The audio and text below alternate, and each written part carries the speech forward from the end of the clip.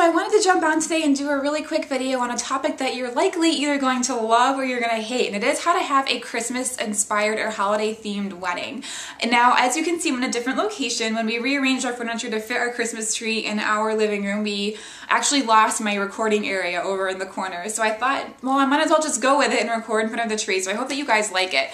So the reason that you might either love or hate this video is because usually when people see the word theme when it comes to weddings, they get kind of scared. They think, oh my gosh, is it going to be like a child's birthday party? Is it going to be too over the top? But I'm going to definitely try to give you some ideas for how to have a Christmas inspired or holiday inspired wedding without it being over the top Christmassy or like shoved down your guests' throats. So I found some decor items recently that you actually, if you watch my Christmas tree video, you might have already seen. But that just really gave me the inspiration to make this video for you. For me, my personal style is very homey, somewhat traditional, very handcrafted, a little bit rustic, a little bit natural, with a little bit of modern thrown into it. So that's kind of the wedding when a client comes to me with like inspiration ideas. Those are the ideas that I tend to give them just because that is my style and kind of what I specialize in. So this video will be ideas on how to have a very like rustic or nature inspired holiday or Christmas wedding. So I found some things recently that I really like that I've actually incorporated into my home Christmas decor, and I thought it would be a really good idea to share these with you guys in case you're looking for ideas for having a holiday kind of inspired party or wedding or what have you. So if you are getting married around the holidays next year, I hope that you guys find this video useful. I'm going to go ahead and get started. Okay, so the first item that I want to share with you are these little burlap trees that I found at Target when the Christmas stuff hit the store. So I found these a few weeks ago, but I didn't buy them until maybe 1 or 2 weeks ago. These were only $5, and I think that they are so cute. I love them so much. They did come in 2 sizes. They came in the small size, which is this one, for $5, and they came in a bigger size for $10.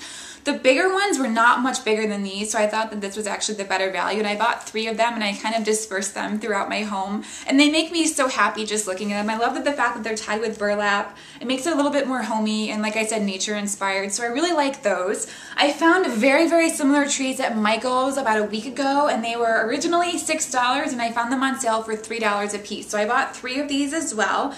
And I plan to use these for centerpieces for a Christmas dinner that we're hosting this weekend, actually. I'm going to invite my sister and my cousin over for dinner. So I thought I would use those as centerpieces on our dinner table for our festive holiday themed dinner. So I really like these because they are Christmas trees, but they are not over the top. They don't have tons of tinsel on them. They're not glowing with lights everywhere. They're just very understated and very simple, but very like warming and holiday inspired. So I really do like those. And a couple years ago, I did a Christmas wedding where one of my clients emailed me and she was like, you know, what would be a really good idea for a centerpiece? I want to incorporate trees somehow, but I'm just not sure how to do it and make it like really interesting and appealing, and I'm just kind of lost. What can you suggest? So my suggestion to her was to actually just buy one simple tree.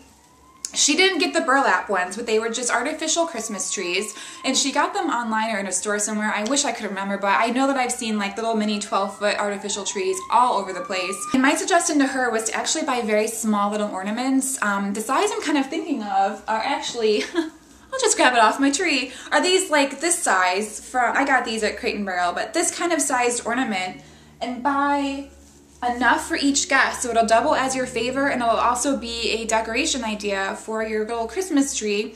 And then put a sign next to your tree asking your guests to take one before they leave, so that way they have an ornament on their tree that they can incorporate every year into their Christmas decor that reminds them of your wedding. I just think it's a really good way to kind of save money. That way you don't have to buy favors in addition to some decor items. It kind of doubles up and it makes it a little bit more cost effective for you. So the client actually did go with that idea, and it was a really big hit. She told everyone to actually take home all the little Christmas trees as well.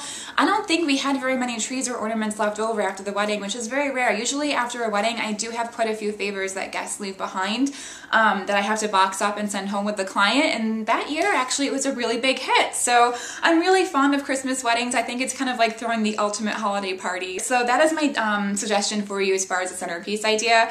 Just going along with other like decoration ideas of things that I found that I really like that I think would be wonderful to incorporate somehow into like a natural and rustic inspired holiday wedding are these candle votives. Now I have these ones from Pottery Barn. They were $3.50. I bought them before Thanksgiving, and I use them on our Thanksgiving table, and they're just like cracked mercury, and they're perfect for, I have a melted votive in there, they're perfect for a votive size candle.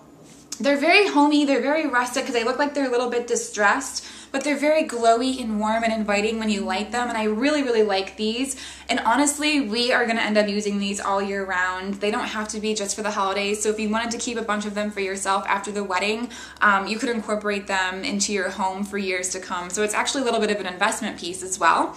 I also really enjoy these just like birchwood candles that I got these at World Market, but I've seen them at Crate and Barrel. I've seen them at Pottery Barn, so they're all over. I've seen them at craft stores. You can buy them online.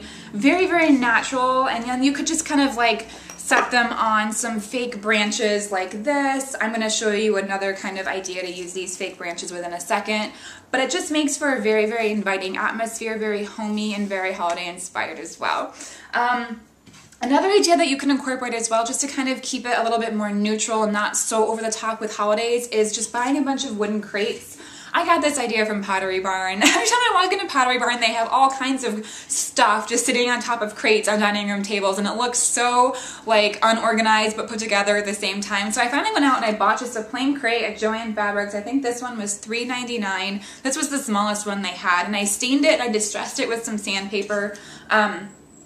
So it kind of just ended up looking like this, and now I use it all the time in our centerpieces for the holidays and for any special dinners that we host. And you can do so much with this. I mean, you can stick like fake tree branches in here like that, and then you can stick like some votives in there. It's just like you can do so much with just one little box on, you know, each table, or like on your favorite table or guest book table or what have you. And that's really inexpensive as well. You'll only probably have to buy one little tin of stain, because the little tiny tins of stain at craft stores go so far. And then, you know, a few crates here and there, and that's a really inexpensive DIY project for you as well. I really like these blocks of wood.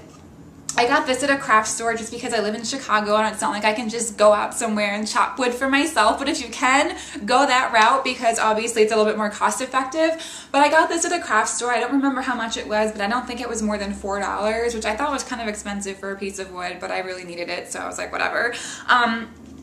You can easily use this as a decoration. You know how sometimes people will use mirrors on centerpieces and that can kind of make things look a little bit outdated?